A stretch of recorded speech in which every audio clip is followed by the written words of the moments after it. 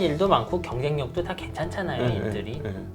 예를 들면 그래서 올해 이게 패키징으로 하여튼 제품 하나가 나오고 모바일도 뭐 내년까지도 GAA로 진짜 AP 나오고 하면은 좀 그러면 괜찮다고 생각해요, 사실. 네네.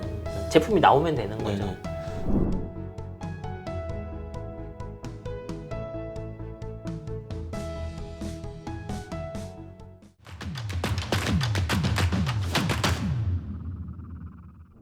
그러니까 삼성전자가 턴키로 하겠다고 했을 때 저희 도대체 뭔 소리냐 했는데 충분히 가능은 한 얘기네, 이론적으로는. 네. 그래서 이 COW 코어스라고 한 거 실제로도 이것 때문에 아까 패키징 얘기를 하신 것 같은데 칩 온 웨이퍼잖아요, 첫 부분이.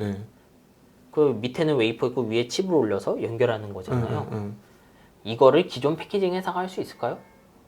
그거는 파운드리만 하겠지. 예, 노광한 다음 칩을 올려야 되잖아요. 노광에도 그러니까 초기 다이, 그 초기 실리콘에도 그림, 밑그림과 길을 그렇죠, 그려줘야 예. 된다는 얘기잖아요. 맞아요. 네. 그럼 어떻게 보면 좀 기술이 힘드니까 후공정이랑 전공정이 서로, 특히 후공정 쪽에 전공정이 있던 무언가를 슬슬 가지고 오는 거죠. 그러니까 후공정이 전공정화되는 과정이에요. 그렇죠? 그리고 TSMC나 예를 들어 인텔, 뭐 삼성전자도 그런데 이런 기술들도 써요. 아까 말씀하셨듯 칩온 웨이퍼인데 밑에는 웨이퍼잖아요. 네. 반도체 재료잖아요. 원래. 그러니까. 그 밑에다가 칩을 좀 넣어볼까 이런 것들도 있어요. 그럴 수 있겠네. 그 인텔 포베로스가 그런 걸 하고 그 TSMC도 그런 솔루션이 있어요. 그러니까 요 웨이퍼로 다이만 연결하는 게 아니고 밑에 다른 기능하는 칩도 조금 넣어줄 수 있다 이런 거죠. 갑자기 되게 불안해지네요. 그러면은 삼성이 못 간 자리에 인텔이 들어갈 수도 있겠다라는 얘기네. 그 포베로스에서 그런 기술이 있다며. 근데 컨셉은 다 알죠. 컨셉은 아는데 어떻게 보면 인텔도 참 잘할 수 있었다 싶은데 지금보다 예전에 그 컨셉이 나왔을 땐 그런 것들을 하겠다고 했고 레이크필드라고 예전에 그 5개 코어짜리 칩이 있었어요. 네네네. 그 녀석 보면 좀 그런 컨셉들이 있었어요. 네네. 근데 이번에 미티어 레이크 나온 거 보면은 포베로스는 연결만 하고 있어요. 로직이 없고 밑에. 원래 인텔의 계획은 그렇게 해서 3차원 이제 밑에 있는 녀석도 논리 회로가 있고 위에 있는 녀석과 통신도 하고 그런 건데. 그래서 3차원이라고 그러는구나. 네. 저는 3차원이라고 해서 저 이렇게 입체인 줄 알았는데 뭐 1, 네. 2, 3단에서 3차원이구나. 네, 아니 정확하게는 3D랑 밑에 있는 칩도 논리적 기능이 있고 위에 있는 것도 논리적 기능이 있는 거죠. 네네. 근데 그 TSMC 코어스 같은 기술은 밑에 있는 애는 논리적 기능은 없죠, 지금. 그렇죠. 그냥 할 수는 있지만. 밑판 그냥 쉽게 하면 스케이트장 좋은 거 만들어줘서 너희들 왔다 그렇죠, 갔다 잘해. 예. 뭐 이런 거잖아요. 네, 맞아요. 아주 비싼 기판인 거죠, 실제로. 그래서 거기 칩을 올려놓은 거예요. 와, 그럼 과소비네, 사실상 따져보면. 사실 과소비죠. 그러니까 그 하이브리드 본딩을 또 한다는 얘기 하는 거예요. HBM 쪽 하이브리드 본딩 말고 엔비디아 입장에서 한번 생각해 보죠. 예를 들면 제가 이 GPU가 있는데 그 위에 HBM 올리면 안 돼요? 얘도 웨이퍼잖아요. GPU도 웨이퍼예요. 해도 돼요. 아, 그렇구나. 예. CPU 위에도 올릴 수 있는 거고. 예, 다 할 수 있어요. 그거 안 될 거 없죠. 이제 물론 이론은 쉽죠. 연결시키기가 어렵죠. 아파트 위에다가 쉽게 얘기하면 상가 위에다 아파트 올리는 꼴이네. 주상복합이네, 일종의. 그 GPU 위에다가 HBM 바로 실장하면 되겠네가 가능한 거예요. 네네네. 밑판에 웨이퍼로 연결할 필요 없잖아요. 더 싸지? 돼요. 안 될 이유도 없죠. 쌀지 모르겠어요. 이제 품질 문제 때문에 그게 걱정인 거겠죠. 열 처리가 안 되겠다. 열뿐만 아니라 뭐 우리가 여기서 떠들 수 있는 문제는 아닐 것 같아요.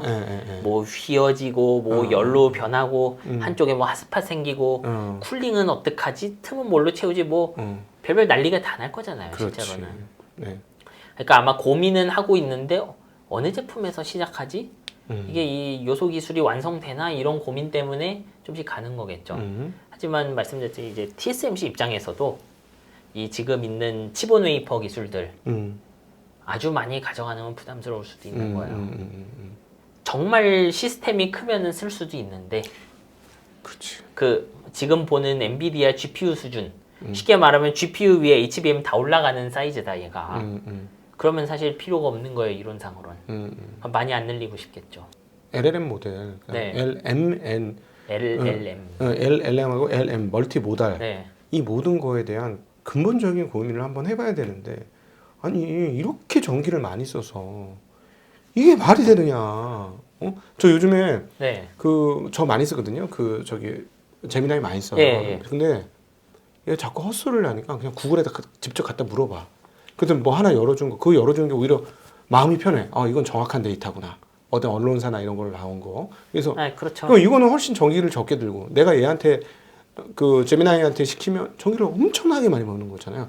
그런 어떤 약간 죄책감이 느껴지더라고. 내가 뭐 전기를 생산도 못하는 인간이 이렇게 많은 전기를 써야 되겠는가. 그러니까 사실은 LLM 모델 말고 다른 식으로 예전에도 우리 공부했습니다만 다른 식으로 약간 좀 버전이 다르게 되면 에너지를 안 쓰는 순간 갑자기 코어웍스도 필요 없고 지금 이런 HBM도 별로 필요 없고 네, 뭐 그럴 수도 있는 거잖아요. 뭐 가능도 하고 이론도 있지만 이제 역시 현실에서 안 돌아가는 게 문제인 거죠 이게. 아마 추론 칩들은 그런 녀석들이 많이 나올 수 있을 거라고 봐요. 네. 근데 이제 학습 칩들은 메모리가 정말 많아야 돼요. 이게 우리 추론할 때는 이런 게 있어요. 우리가 추론을 구동할 때는 그 사용자가 질문한 거 하나 들어오면 네. 그 안에서 이게 신경망에서 핑퐁핑퐁 하면서 답변을 딱 튕기죠. 네. 근데 학습할 때 어떠냐 하면요. 그 신경망만 안에 들어있는 게 아니고 메모리 안에 데이터도 미리 많이 넣어놓고 많이 넣어놓은 데이터를 HBM이라는 GPU가 통신하면서 막 학습하고 한 번 이 이더넷 쉽게 말하면 그 네트워크를 합쳤다가 다시 사방으로 뿌렸다가 이런 것들을 해요. 아마 추론 쪽에서는 전력 소모가 좀 줄 수 있을 거예요. 네, 네. 솔직히 추론하는 칩들은 아까 말한 것처럼 SRAM으로도 좀 해결할 만한 것들이 있어요. 일부는 뭐 MPU라든가 뭐 TPU나 이런 ASIC 쪽으로도 해결을 하려고 노력을 하네요. 네, 그렇죠. 이제 정확하게는 설계하는 분들도 아마 다 알 거예요. 우리가 어떤 SRAM 크기를 신경망 사이즈만큼 만들잖아요. 그러면 엔비디아 칩보다 전성비가 무조건 좋아요. 왜냐하면 칩에서 칩, GPU에서 HBM으로 다녀오는 건 아무리 잘 연결해도 네, 도시와 도시 왔다 갔다 하는 거예요. 그런 논문들이 많이 있어요. 이 데이터 트랜스퍼가 뭐 전력을 최대 뭐 몇십 프로까지 쓴다 그래요. 보면 그 테슬라 예전에 발표 자료 보면 자기들 AI 칩 만들 때 그 D램 통신, S램 통신 이런 거 뭐 피코줄 단위로 계산해 놓은 게 있어요. 네. 메모리 다녀오는 건 되게 비싼 작업인 거예요. 반면에 같은 칩 안에 있는 S램은 접근 비용, 에너지가 훨씬 싸요. 그러겠네요. 근데 아까 말했지만 밀도가 문제인 거죠. 결국은 칩대를 키우면 SRAM을 키울 수 있는데 네. 어느 순간에 보면 SRAM을 키우는 거하고 지금처럼 HBM으로 하이브리드 본딩으로 하는 거하고 가격에 대해서 고민을 하긴 하겠네. 네, 왜냐하면 웨이퍼 한 장 아까 세레브라스 칩 말했죠. 80기가밖에 안 된다니까요. 그 메모리 회사에 가면은 손톱만한 건 2억에 막 이렇게 합치면 될 텐데 3개 뭐 이렇게 합치면 나오겠죠. 그 HBM. 네. 그러니까 손톱만한 거 3개 만들고 그걸 2만 원? 이렇잖아요. 결국은 기존의 D램을 워낙 싸게 만들었기 때문에 네, D램이 SRAM 키우는 것보다는 그게 훨씬 경제적이다. 네, D램이 밀도가 압도적인 이유가 그것 때문인가요? 그 밀도를 위해서 했던 선택들 때문인 거죠. 대신 속도가 안 나오는 거고. 지금은 그걸 패키징으로 해결해 보려는 거고. 그렇구나. 그리고 쓰는 놈도 네. 조금이라도 더 짜내 보려고 TSMC 같은 데 가서 붙이고 나중에 하이브리드 본딩도 해보려고 그러고 별짓 다 하는 거죠. 네. 그렇게 된 거예요. 이 패키징이. 우리가 이 요소 기술 간의 연관관계를 볼 때 막 외우면 안 되고 좀 역사도 보고 그 목적과 수단을 구분하는 게 되게 중요해요. 무슨 말씀인지 진짜 알겠습니다. 네. 아까 그 코스 쓰다가 하이브리드 본딩 한다는 것도 그렇게 보면 이해가 되죠. 네네. 그러면 하이브리드 본딩으로 HBM이랑 GPU도 연결할 수 있는데 HBM 자신도 하이브리드 본딩으로 할 수는 있죠. 왜냐하면 지금은 범프가 있긴 할 거예요. 요 HBM 다이 하나하나 네, 사이에 있죠. 하이브리드 본딩이란 건 이제 뭐가 하이브리드냐 하면 경계가 하이브리드란 거예요. 그 다른 경계 두 개를 이렇게 밀착을 딱 시키는 그런 기술들인데 그런 걸 해보고 싶은 거죠. 그러면 범프가 있고 없고 하면 또 이것도 전력 소모가 줄어요. 없으면 더 좋겠지. 가깝잖아요, 일단. 그러니까 D램 두 개를 거의 그냥 붙여버리는 범프 없이. 그렇죠. 그러니까 쉽게 얘기하면 납땜 없이 붙여버리겠다는 말씀이시죠? 그렇죠. 네. 네. 와, 그러면 그게 되나? 그게 작동이 되려나? 그거 이미 해본 사례가 있잖아요. AMD라고. AMD 그 3D 캐시가 하이브리드 본딩이에요. 걔는 이제 그 CPU 위에다가 SRAM을 하이브리드 본딩으로 붙였어요. 아마 SRAM이니까 범프 같은 걸 쓰고 싶지 않았을 거예요. 정말 중요한 물건이거든, CPU한테. 그러겠죠. 그러니까 이미 적용된 사례가 있죠. 근데 이제 메모리에서 아니 기존에 만들었던 D램끼리 통신해야 되잖아요. 네, 그러니까요. 근데 그거 두 개를 그냥 붙여놓다가 통신되나? 갑자기 애 둘 낳고 쌍둥이처럼 해. 이거나 마찬가지인데. 아니 똑같죠. 이게 지금도 HBM 8개 쌓으면 이 8개가 밑에 범프로 통신하는 거잖아요. 그렇죠. 범프를 그냥 범프 없이 이렇게 딱 밀착시키겠다는 거예요. 아, 위치를 조정하면 되긴 되겠구나. 사실 그게 더 달라붙는 거죠, 실제로. 그러니까 위치를 조정하면. 아니, 뭐 조정할 것도 없어요, 사실. 지금도 HBM은 위에서 보면 이렇게 차곡차곡 쌓여 있잖아요. 네, 그렇죠. 그 8개 쌓여 있으면 쌓여 있는 모습은 똑같아요. 우리 입장에선 더 달라붙은 걸로 보일 뿐이죠. 상가 10층은 네. 되게 높은데 100m인데 아파트 10층은 30m 뭐 이런 개념처럼 된 거죠. 지금은 사이마다 뭐 기계실 같은 게 있는 거죠. 범프로 차 있는 좀 원치 않는 공간들이 있는 거죠. 그거를 딱 붙이면 높이도 낮아지고 그리고 거리가 줄어드니까 저항도 줄고 무엇보다 솔더볼 요런 애들보다 그 칩에서 바로 나오는 구리가 훨씬 특성이 좋아요. 이거 사실 우리가 칩에 뭔가 범프 패드 이런 거 놨다는 것 자체가 반도체 제조 공정 끝나고 나서 이물질이지, 이물질 사실. 좀 엉성한 무언가를 붙인 거잖아요. 그러니까 웨이퍼에서 만들어낸 그거보다는 이물질인 거지. 웨이퍼 그렇죠. 자체보다는. 훨씬 순수하고 좋은 물질 쓰다가 마지막에 출구 쪽에 좀 희한한 것들이 있는 거죠. 이제 그런 것도 최소화하고 싶은 거예요. 그 하이브리드 그럼 본딩 장비나 이런 게 장난이 아니겠네. 그래서 점점 이제 기존 패키징 회사들 따라가기 힘들어지죠. 이거.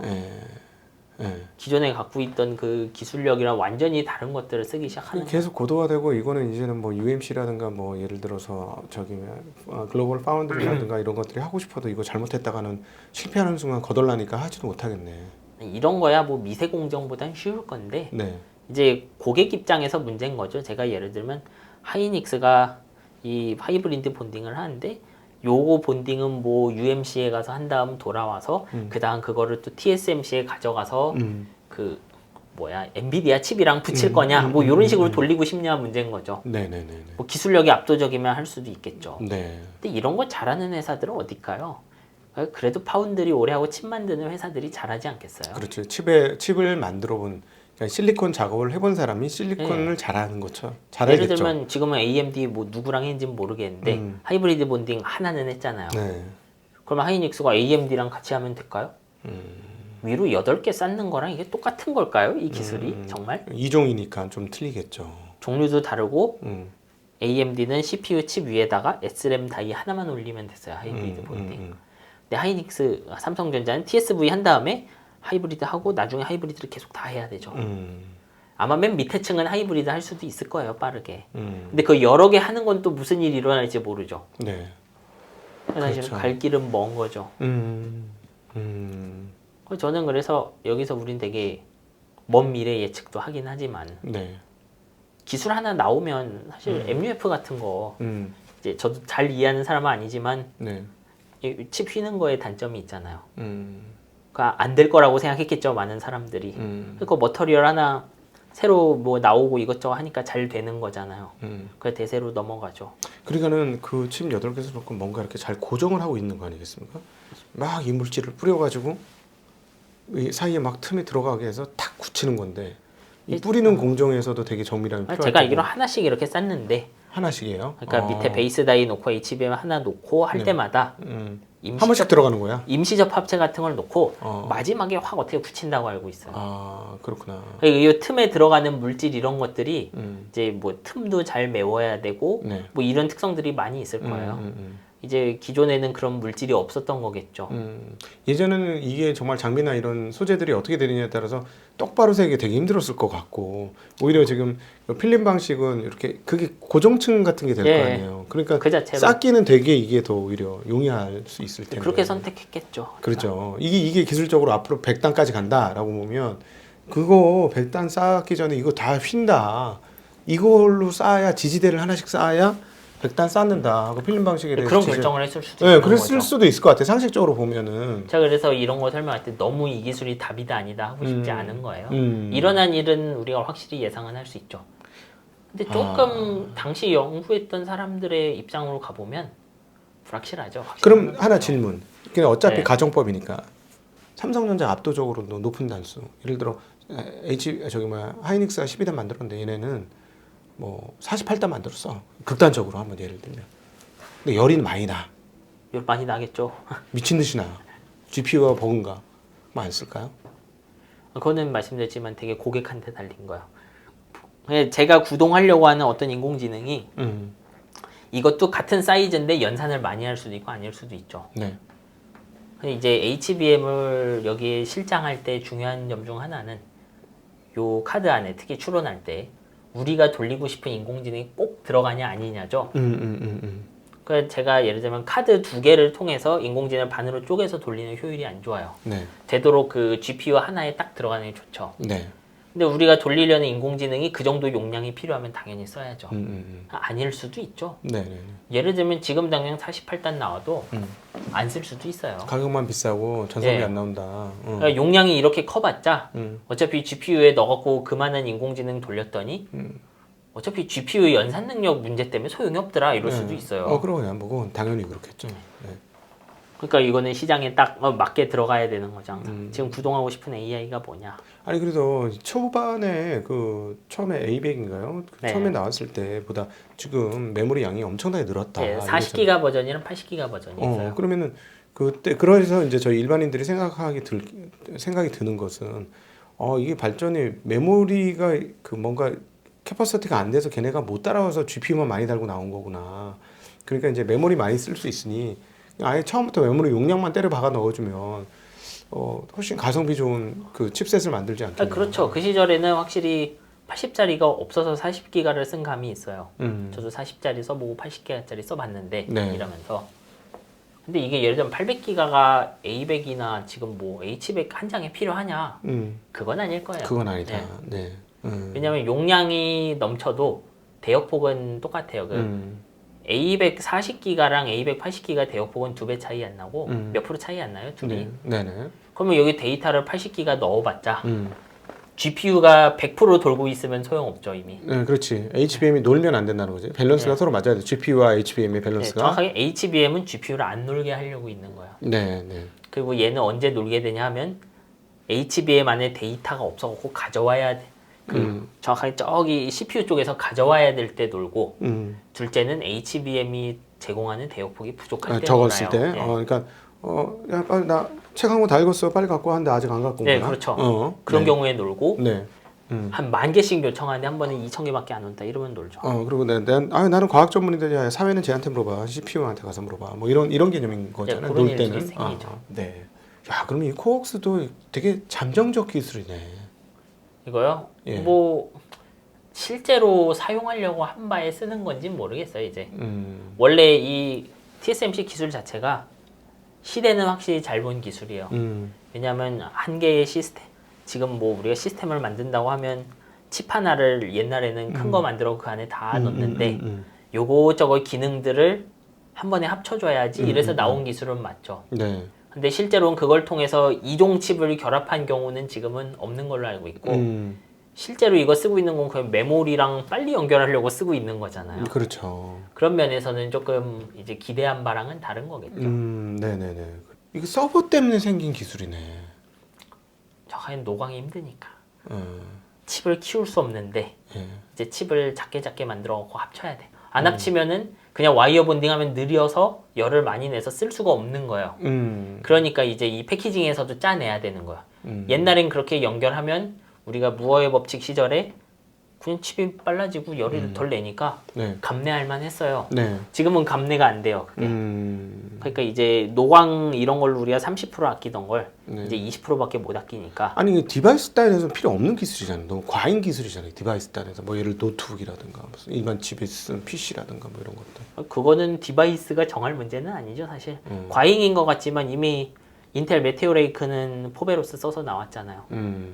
그렇게 보면 필요한 기술이죠. 어차피 같이 올라가니까. 예. 서버만을 위한 건 아니다. 왜냐하면 CPU도 결국 성능을 값싸게 높이지 못하면 고객이 버려요. 네네네. 내년 CPU가 올해 CPU랑 똑같은데 왜 써요 그거? 그렇죠. 지금 M2, M3가 잘 안 팔리는 이유죠. 네. 네. M3 어떻게 보면 설계 쪽에 혁신이 좀 부족하니까 파운드리라도 얼렁 그 비싼 공정 써갖고 내놓은 물건에 가깝잖아요. 그렇군요. 네. 자, 그러면 삼성전자가 이 파고를 넘을 수 있는 과제는 무엇이라고 생각하십니까? 저요? 제가 어떻게 그런 큰 회사를 아니, 저는 근데 이런 생각이 있어요. 지금 파운드리 입장에서 제가 이렇게 생각을 해보면 지금 본 이 패키징들이 앞으로 조그만 팹리스가 파운드리 문을 두드리게 해주는 그런 열쇠예요. 이제 AMD 시절 얘기를 해보면 AMD 그 젠 1이 나왔을 때 AMD가 젠 1을 어떻게 만들었냐. 네. 그 조그만 칩의 CPU를 IO 다이라는 거를 통해 갖고 엮어서 제품으로 내놨어요. 그 젠 보면은 그래서 큰 그 IO 다이가 있고 거기에 작은 CPU 칩들이 주변으로 붙어 있는 구조예요. 근데 그런 접근을 하면 장점이 있어요. 뭐가 장점이냐면 우리는 파운드리가 뭐 주문 받으면 양산해 준다 이렇게 생각하잖아요. 네.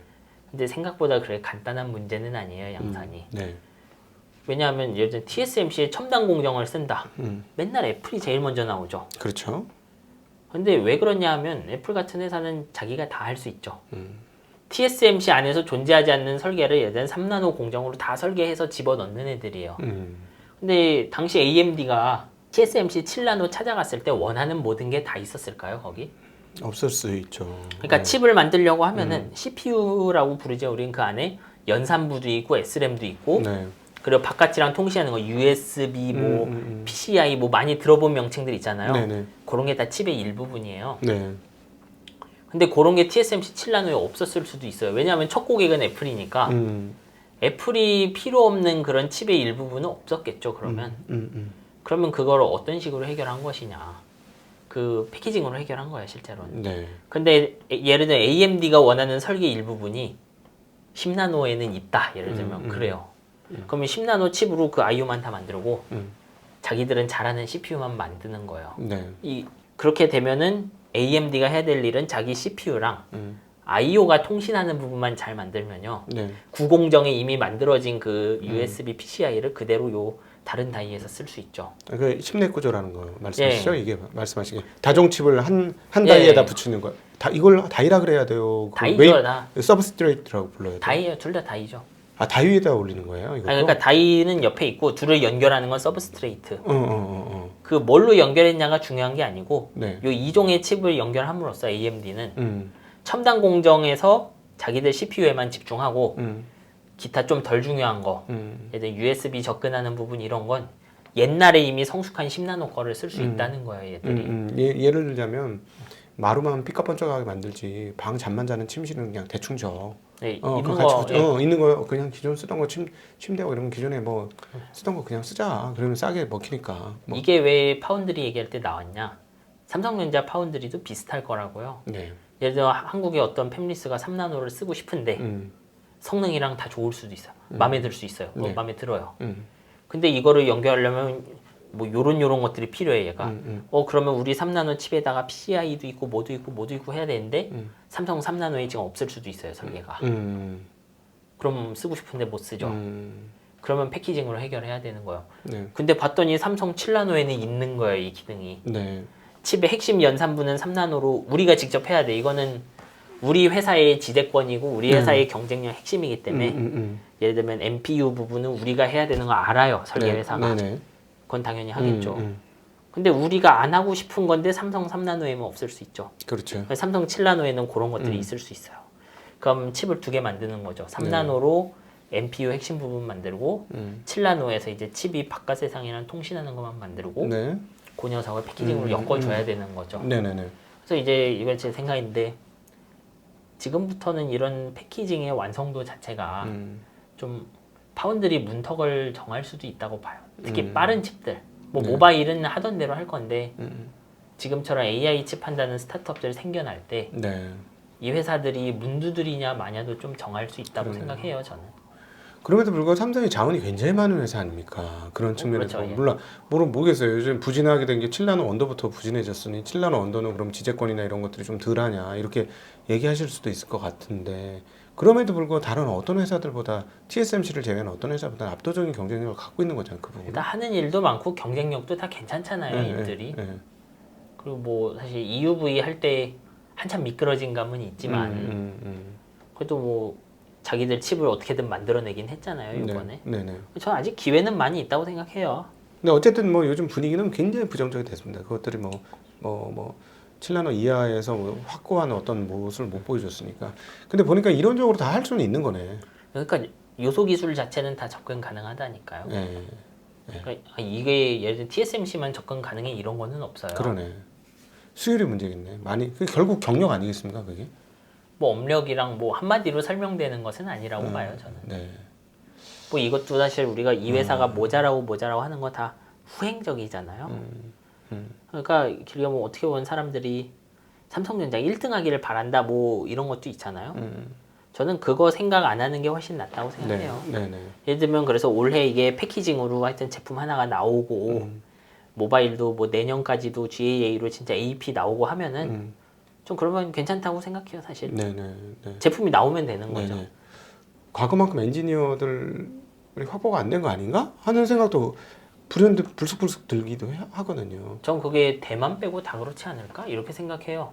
이거는 되게 정량적인 지표는 아닌데 예전에 칩스 액트 나왔을 때 2021년 이럴 때 보면요, 미국 기사들도 그 반도체 인력 확보 이런 얘기들을 하는데 네. 그 밑에 댓글 보면은 이런 게 적혀 있어요. 내가 구글 가서 HTML 하면은 인텔 공장보다 더 많이 받는데 누가 반도체 회사를 가니 이렇게 적혀 있어요, 보면. 저는 어떻게 보면 한국도 산업 고도화된 것이 이유 중 하나라고 생각해요. 네. 반도체 되게 첨단 기술이잖아요. 그러니까 미국에게도 반도체 첨단 기술은 안보 기술이고 하죠. 네. 근데 당시 그 뭐 댓글 하나 보고 판단할 건 아니지만 당시에도 소프트웨어 회사인 구글이 반도체 회사인 인텔 제조 엔지니어보다 처우가 훨씬 좋았다는 거예요. 개발자 중에도 적게 받는 편인 애가. 그러니까 쇼티지는 그런 면에서도 볼 수 있다고 생각해요, 저는. 그 부분을 리베리온 대표도 굉장히 세게 얘기하는 부분이 있더라고요. 아, 그래요? 뭐라고 하셨나요? 거기 똑같은 얘기했어요. 뭐냐면 자기 주변에서 미국에서 있어 보니까 실리콘 밸리 애들이 월급을 빅테크 애들이 훨씬 많이 주는데 무슨 힘든 엔지니어 가느냐. 그래서 엔지니어들 칩 테크 엔지니어들은 다 까만 머리 외에는 없더라. 그래서 오히려 아시아에서 훨씬 잘할 수 있다. 그래서 자기는 지금 아시아에서 하는 거다. 저 그것도 일리가 있다고 생각해요. 그래서 그 댓글을 봤을 때 저도 생각 많이 했죠. 계속 프로그래밍을 해야겠구나.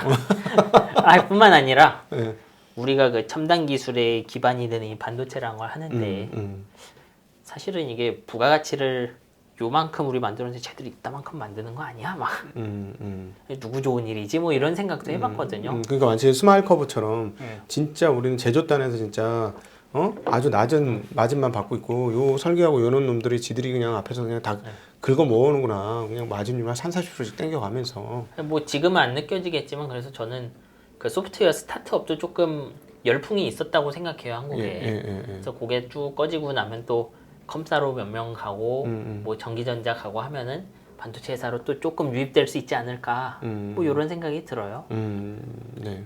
장비가 같다면 압도적인 엔지니어 싸움인 거죠. 그런 것보다는 좀 모르겠어요. 특히 제조가 들어가면 이 제조의 모습이 짬밥 많은 아저씨들이 이것저것 끼리끼리 돌려서 해결하는 느낌도 좀 강해요. 그렇지. 당연히 그건 어디나 다.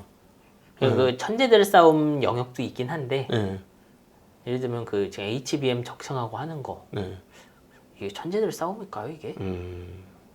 이거 노광기 만드는 거 그런 거 아니잖아요 이거는. 그러니까 사실은 미술가와 석공의 관계 같은 걸 수 있는 거잖아요. 지금 그렇죠. 말씀하신 게 미술가가 내가 이런 그림을 그려서 이렇게 아이디어를 가지고 이렇게 예술 작품을 만든 거야. 근데 조각이야. 그러면 석공의 그 어떤 손기술이 마지막에 그 사람의 작품 완성도를 만들어주는 거니까. 그러니까 지금 예를 들어 삼성전자가 그 필름으로 이렇게 적성을 하는데 그러면 그 세계급 천재 그 구글의 세르게이 브린을 데리고 오면 해결되는 거야? 이런 질문인 거예요 저는. 그러네. 뭐 좀 글쎄 막 이런 생각이 들죠. 그렇지. 이 사람 돈 많이 주면 이 사람이 해결해 줄까? 잘 모르겠죠 사실. 그렇지. 그런 성격의 기술인 거예요. 야, 그럼 어딘가 중간 관리자가 중요하네. 기억도 충분히 갖고 있고 뭐 짬밥 많이 먹고. 저 서로 간에 연결해 줄 수 있고 소통해 줄 수 있는 중간 관리자가 엄청나게 중요하네. 저는 그것도 테크놀로지라고 생각해요. 우리가 노광기, EUV, 뭐 머리카락 굵기 몇 분의 1 이런 거 생각하고 있지만 쪼개고 쪼개면 그런 게 기술 기반인 거죠. 그렇지. 그러네. 야, 이거 조금 돌려서 한번 써보면 안 돼? 그렇죠. 방향 각도 조금만 조절하면 한번 좀 해봐. 예. 그러면 사실은 현장에 있는 사람 되게 잘 알잖아요. 이거 이렇게 하면 안 돼요.